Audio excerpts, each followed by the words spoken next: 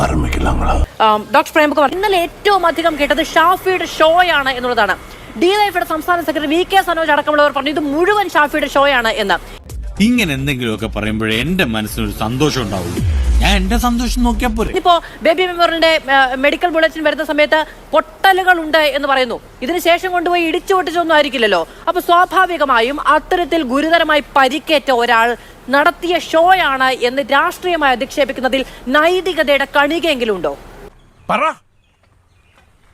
ഇത് പോലീസ് അടിച്ചപ്പോൾ ഉണ്ടായതാണോ, അദ്ദേഹത്തിന്റെ കൂട്ടുകാരാ എന്താ പറയാ തള്ളിലും തിക്കിലും വെച്ചിട്ട് കൈമുട്ടോ തലയോ മുട്ടി പൊട്ടിയതാണോ എന്നുള്ളത് നമുക്കറിയില്ല. നിനക്കതൊക്കെ എങ്ങനെ സാധിക്കുന്നത്? കുറെ കാലമായിട്ട് യൂത്ത് കോൺഗ്രസും ഒക്കെ ഇത്തരം പോലീസ് ലാത്തി ചാർജ് ഒക്കെ നേരിടുന്നുണ്ട്, അടികൊള്ളുന്നൊക്കെ ഉണ്ട് പലപ്പോഴും, കുറെ വർഷമായിട്ട് 5-6 വർഷമായിട്ട്. പക്ഷെ എന്താ പ്രശ്നം അറിയോ? എന്താണെന്ന് വെച്ചാ പറ. എന്തായിരുന്നു ഇഷ്യൂ എന്ന് ചോദിക്കുമ്പോൾ അത് ബ്ലാങ്ക് ആയിരിക്കും. കാരണം സർക്കാരിന്റെ അഴിമതിക്കെതിരെയോ കേന്ദ്ര ഗവൺമെന്റ് എന്തെങ്കിലും പ്രശ്നങ്ങൾക്കെതിരെയോ കേരളത്തിന്റെ വികസന കാര്യങ്ങളോ അങ്ങനെ ഒന്നും ആയിരിക്കില്ല, ഒരു ഇഷ്യൂ ഉണ്ടാവില്ല. അമ്മാവൻ കാര്യമായിട്ട് ചൊറിയുന്നുണ്ടല്ലോ. അമ്മാവൻ ചൊറിഞ്ഞൊറിഞ്ഞ് തല്ലു വെച്ച് കൂട്ടുന്നു. LDF പ്രകടനം കഴിയുന്നു, അവർ പിരിഞ്ഞു പോകുന്നു പോലീസ് പറഞ്ഞിട്ട്. ഇവർ റോഡിൽ കുത്തിയിരിക്കുകയാണ്, ചേനോൾ റോഡിന്റെ അടുത്ത് 1.5 മണിക്കൂർ സമയം റോഡിൽ കുത്തിയിരിക്കുകയാണ്. ഒരു പ്രതിഷേധ പ്രകടനം നടത്തിയാൽ പോലീസ് തടയും, ഒരു പ്രസംഗം നടത്തി ഇവരങ്ങ് പോകും. അതാണല്ലോ അതിന്റെ ജനാധിപത്യ മര്യാദ. അവിടെ ഇരിക്കുകയാണ്, ഷാഫി പറമ്പിൽ വരുന്നത് വരെ കാത്തിരിക്കുകയാണ് 1.5 മണിക്കൂർ സമയം. അതുകൊണ്ട് ഇപ്പൊ എന്താ? KSUക്കാരും SFIക്കാരും തമ്മിൽ തല്ല് നടക്കാൻ പോകുന്ന ഒരു സ്ഥലത്ത് അഭിജിത്ത് എത്തിയാൽ, ഒരു NSUI നേതാവ് എന്ന രീതിയിൽ അഭിജിത്ത് എന്താ ചെയ്യേണ്ടത്? അത് പിരിച്ചുവിടാനും അത് കുഴപ്പമില്ലാതെ പോക്കാനല്ലേ ശ്രമിക്കേണ്ടത്. പക്ഷെ ഷാഫി പറമ്പിൽ അതല്ല ചെയ്തത് എന്നുള്ളിടത്താണ് അദ്ദേഹത്തിന്റെ രാഷ്ട്രീയ ഉത്തരവാദിത്വം ഇല്ലായ്മ. അവിടെയാണ് ഈ സാധനം ഷോ ആവുന്നത്. അല്ല, ഒരു മിനിറ്റ്, പ്രതിഷേധമാണല്ലോ അത്. ഡിവൈഎഫ്ഐക്കാർ ബെല്ലടിച്ച് അവരുടെ സമരവുമായി ബന്ധപ്പെട്ട് നിർത്തിപ്പോകുന്ന സമയത്ത് അതേ സമയത്ത് കോൺഗ്രസ് നിർത്തിപ്പോകണമെന്ന് പറയാൻ കഴിയില്ല. ആർക്കാണോ കൂടുതൽ പ്രതിഷേധം അവരവിടെ നിൽക്കും. ഇപ്പോ ഡിവൈഎഫ്ഐക്കാരോ ഈ പറയുന്ന PM മാഷോ നേരത്തെ പറഞ്ഞിട്ടുണ്ട് ഞങ്ങളൊന്ന് വിരൽ ചൂണ്ടിയാൽ കേരളം അവിടെ നിൽക്കും എന്നൊക്കെ. അപ്പൊ അങ്ങനെ നിർത്താൻ പോകുന്നവരാണ് ഇവരെല്ലാവരും. അപ്പോ പ്രതിഷേധം എത്ര സമയം എന്നുള്ളത് അതായത് രാഷ്ട്രീയ പാർട്ടി തീരുമാനിക്കേണ്ടതാണ്. ഷാഫി പറമ്പിൽ വരുന്ന പ്രതിഷേധത്തിൽ പങ്കെടുക്കാനല്ല, പിരിച്ചുവിടാൻ പോകാനുണ്ടല്ലോ.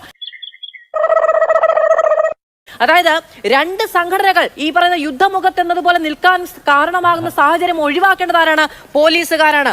പിന്നെ മീഡിയ കവറേജ് കൊണ്ട് ഷാഫി പറമ്പിൽ അനുകൂലമായ തരംഗമൊന്നും ഇവിടെ ഉണ്ടാക്കിയിട്ടില്ല. അവിടെ ഉണ്ടായത് എന്താണ് എന്നുള്ളത് റിപ്പോർട്ട് ചെയ്യുകയാണ് ചെയ്തത്. ഇവൻ ശരിയല്ല, അവനല്ല ശരിയല്ലാത്തത്. മാധു തന്നെ ഇപ്പൊ പറയുന്നതിനകത്തുള്ള പ്രശ്നം എന്താണെന്നറിയോ? പേരാമ്പ്ര ടൗണിന്റെ ഭൂമിശാസ്ത്രം, ഞാൻ പേരാമ്പ്രക്കാരൻ, എനിക്കറിയാം. പണ്ഡിതനാണെന്ന് തോന്നുന്നു. LDF ജാഥ ബസ് സ്റ്റാൻഡിന്റെ അടുത്ത് പോലീസ് തടയുന്നു. അവരവിടുന്ന് കുറച്ചു നേരം സംസാരിക്കുന്നു, പിരിഞ്ഞു പോകുന്നു. ആളുകൾ പിന്നെ അവിടെ നിന്നു. ഷാഫി വന്ന സമയമാകുമ്പോൾ SK സജീഷ് തന്നെ പറയുന്നു എല്ലാവരും പിരിഞ്ഞു പോകണം, ഇനി ഇവിടെ സീൻ ഉണ്ടാവാൻ സാധ്യതയുണ്ടെന്നുള്ളത്. 1.5 മണിക്കൂറിലധികം റോഡ് ബ്ലോക്ക് ആക്കിയിരിക്കുകയാണ് UDF ആളുകൾ. അതിനൊന്നും ഇല്ലേ? ഷാഫി വന്നിട്ട് ശേഷവും ഷാഫി അവരോട് പിരിഞ്ഞു പോകാൻ പറയല്ല, അവരുടെ ടെൻഷൻ കൂടുകയാണ് ചെയ്യുന്നത്. ആ സമയത്താണ് പോലീസ് ഫോഴ്സ് ഉപയോഗിക്കേണ്ടി വരുന്നത്. സംശയമൊന്നുമില്ലല്ലേ? കാരണം സമരം ചെയ്യുന്ന സമയത്ത് DYFI ആയിരുന്നാലും യൂത്ത് കോൺഗ്രസ് ആയിരുന്നാലും ആദ്യം തീരുമാനിക്കും അടി ഉണ്ടാക്കണോ പിരിഞ്ഞു പോകണോ എന്നുള്ളത്. ഇന്നലെ പേരാമ്പ്രയിൽ ഒത്തുകൂടിയ UDF ആളുകൾ അടി ഉണ്ടാക്കാൻ പ്ലാൻ ചെയ്ത് അടി ഉണ്ടാക്കാനോ പ്രതിഷേധിക്കാനോ ഒക്കെ ആയിരിക്കും. പോലീസാണ് അതിനെ നിയന്ത്രിക്കേണ്ടത്. ഷാഫി പറമ്പിൽ വരുന്നത് പ്രതിഷേധത്തിൽ ചേരാനല്ലേ, അല്ലാതെ അവിടെ 1.5 മണിക്കൂർ അങ്ങ് പറഞ്ഞതുപോലെ 1.5 മണിക്കൂർ യാത്ര ചെയ്ത് കഴിഞ്ഞാൽ ഓക്കെ എല്ലാവരും പൊക്കോളൂ എന്ന് പറയാനാണോ ഷാഫി പറമ്പിൽ വരിക?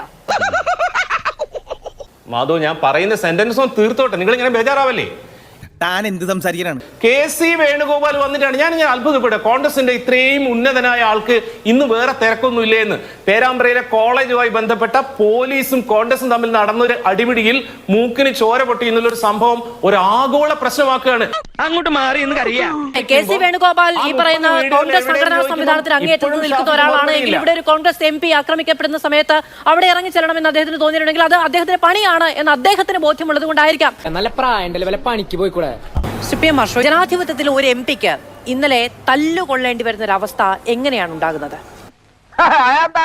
ഷാഫി പറമ്പിലും രാഹുൽ മാങ്കൂട്ടവും ഉൾപ്പെടെയുള്ള ആളുകൾ നേതൃത്വം കൊടുത്തുകൊണ്ടിരിക്കുന്ന കോൺഗ്രസ് കേരളത്തിലെ പൊതുസമൂഹത്തിനകത്ത് സ്വീകാര്യത നഷ്ടപ്പെട്ട ഇക്കൂട്ടർ തിരിച്ച സ്വീകാര്യത ലഭ്യമാക്കുന്നതിന് വേണ്ടി ഏതു നിലയിലും സംഘർഷമുണ്ടാക്കുക, അതിനിടയിൽ കയറി ഷോ ഉണ്ടാക്കുക, എന്നിട്ട് ഏതെങ്കിലും നിലക്ക് നഷ്ടപ്പെട്ട പ്രതിച്ഛായ വീണ്ടെടുക്കുന്നതിന് വേണ്ടി അല്ലെങ്കിൽ ഈ നിലയിലേക്കുള്ള ഒരു ഇരവാദം സൃഷ്ടിക്കുന്നതിനുള്ള ഒരു സാഹചര്യം രൂപപ്പെടുത്തുന്നതിന് വേണ്ടി നടത്തിയിട്ടുള്ള അക്രമ പരമ്പരകളുടെ തുടർച്ചയിലാണ് നമ്മൾ ഇന്ന് ഈ ഒരു ചർച്ചയ്ക്ക് ഇരിക്കുന്നത്. ഇതേ ഷാഫി പറമ്പിൽ MP പോറ്റി വളർത്തുന്ന വിലക്കെടുത്ത് ആ നാടിനകത്ത് കൊണ്ടു നടക്കുന്ന ഗുണ്ടാ സംഘം അത്രയും വേണം. പഞ്ചായത്ത് ഓഫീസിനകത്ത് അതിക്രമിച്ചു കയറി പഞ്ചായത്ത് പ്രസിഡന്റിനെ അതിക്രൂരമാം വിധം ആക്രമിക്കുന്നതിൻ്റെ എല്ലാ ജനാധിപത്യ വിരുദ്ധതയുടെയും അടയാളമാം വിധമുള്ള ആക്രമണം അഴിച്ചുവിടുന്നതിന്റെ അനുഭവം നമ്മൾ കണ്ടു. അതെപ്പോ അതൊക്കെ ഉണ്ട്. ഏതെങ്കിലും ഒരു സന്ദർഭത്തിൽ പ്രകോപിതരായ ഇടതുപക്ഷത്തിന്റെ പ്രവർത്തകരുടെ ഭാഗത്തു നിന്ന് ഒരു തിരിച്ചടി, ഒരു പ്രകോപനം ഉണ്ടാകും എന്നുള്ള അങ്ങനെ ഒരു സിറ്റുവേഷൻ ക്രിയേറ്റ് ചെയ്യുന്നതിന് വേണ്ടിയിട്ടുള്ള നിരന്തര ശ്രമമായിരുന്നു കഴിഞ്ഞ കുറച്ചധികം ദിവസങ്ങളായി ഇവർ നടത്തിക്കൊണ്ടിരുന്നത്. ആ ആക്രമണത്തിന്റെ ഭാഗമാകാതിരിക്കുന്നതിന് വേണ്ടിയിട്ടുള്ള നല്ല കരുതലും ജാഗ്രതയും എടുത്ത ഘട്ടത്തിൽ ഇവരുടെ പദ്ധതികളാകെ പാളിപ്പോകുന്നതിന്റെ അനുഭവം ഉണ്ടായി. ഞാൻ ഇതൊക്കെ വളരെ കഷ്ടപ്പെട്ട് കണ്ടുപിടിച്ചതാണ്. അങ്ങനെ പാളിപ്പോയതിന്റെ അനുഭവത്തിലാണ് തുടർച്ചയിൽ ഇവരുടെ എല്ലാ പ്രതീക്ഷയും നഷ്ടപ്പെട്ട ഏറ്റവും ഒടുവിൽ പോലീസിനെ ആക്രമിക്കുന്നതിന് വേണ്ടി, പോലീസിന്റെ മെക്കിട്ട് കയറുന്നതിന് വേണ്ടി, ആ നിലയിൽ പോലീസുമായി ഒരു അക്രമം ഉണ്ടാക്കി അത്തരത്തിലൊരു സീൻ ക്രിയേറ്റ് ചെയ്യുന്നതിന് വേണ്ടി അടക്കം ഇവർ ശ്രമം നടത്തിയിട്ടുള്ളത്. ഈ ഫൂളിഷ് ലൈസ് ഒക്കെ എല്ലാവരും വിശ്വസിക്കുന്നു വിചാരിച്ചിട്ടാ?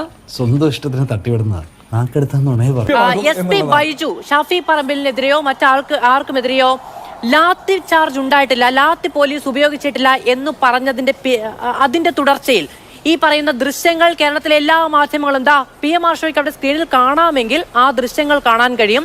ലാത്തി വീശുന്നത് കാണാൻ കഴിയുന്നുണ്ട്. അദ്ദേഹത്തിന്റെ ഇന്നിപ്പോ ഈ ഹോസ്പിറ്റലിൽ നിന്ന് പുറത്തു വന്ന ഈ മെഡിക്കൽ ബുള്ളറ്റിൽ അദ്ദേഹത്തിന്റെ മൂക്കിന് 2 ഇടത്ത് പൊട്ടലുണ്ട്, ചെറിയ തോതിൽ അതിലൊരു ഡിസ്പ്ലേസ്മെന്റ് സംഭവിച്ചിട്ടുണ്ട് തുടങ്ങിയ കാര്യങ്ങളെല്ലാം പറയുന്നുണ്ട്. അത് കോൺഗ്രസിന്റെ ആഭ്യന്തര സംഘർഷവുമായി ബന്ധപ്പെട്ടുണ്ടായതാണ് എന്നാണോ അങ്ങ് പറയുന്നത്? അതെനിക്കറിയില്ല. അത് ഈ പറഞ്ഞ റിയൽ നേതാക്കന്മാരുടെ ചുറ്റും തുറന്നു വെച്ച ക്യാമറയിൽ ഒപ്പിയെടുക്കപ്പെട്ട ദൃശ്യങ്ങൾ പരിശോധിച്ച് കഴിഞ്ഞാൽ നമുക്ക് ബോധ്യപ്പെടും ആഭ്യന്തര സംഘർഷത്തിൽ ഉണ്ടായിട്ടുള്ള പൊട്ടലാണോ അല്ലെങ്കിൽ വേറെ ഏതെങ്കിലും നിരക്കുള്ള പൊട്ടലാണോ എന്നുള്ളതിനെ സംബന്ധിച്ച്. ഇനി അങ്ങ് പറഞ്ഞ ലാത്തി ചാർജ് എന്തായാലും അവിടെ ഉണ്ടായിട്ടില്ല. എന്താണ് ലാത്തി ചാർജ് എന്നുള്ളതിനെ സംബന്ധിച്ചും അതെങ്ങനെയാണ് ഉണ്ടാകുക എന്നുള്ളതിനെ കുറിച്ചൊക്കെ നല്ല ബോധ്യം ഈ നാടിനകത്തുള്ള ആളുകൾക്കുണ്ട്. ഈ ഘട്ടത്തിലല്ല.